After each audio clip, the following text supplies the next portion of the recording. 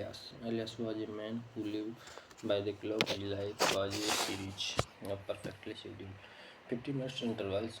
He was an architect known for precision, and he treated his life with the same rigid, structured discipline. He was currently rushing toward a crucial client meeting that would determine his promotions. It was a rainy Tuesday. The traffic was stagnant, and Elias was staring at his watch. 8:15 a.m. The meeting was 8:45 a.m. He was stuck in a bottleneck on a narrow road. Come on, he muttered, tapping his steering while nervously. At 8:17 a.m., a woman stepped out for the between two cars, holding a large dripping box.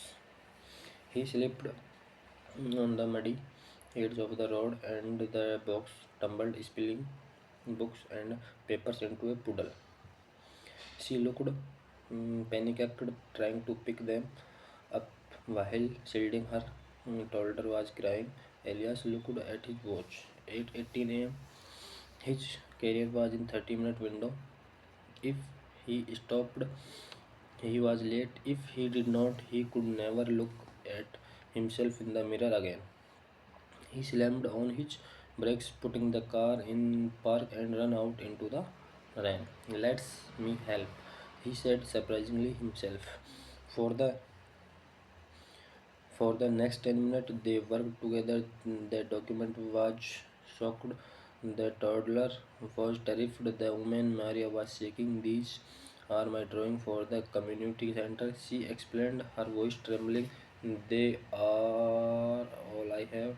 Elias realized these were not just paper, they were hair trims. He took the documents, placed them under his blazer, and helped her move to the shelter of a nearby bus stop. He sat with them until the rain slowed, using his hand kerchief to dry the toddler's face. 8:28 a.m. Thank you, she said, tear mixing with the rain of her face. You did not have to. I did, Elias replied, realizing her he meant it. He gave her his card. Email me what you email me what you can save. I can help redesign the layout. He walked back to the car. Back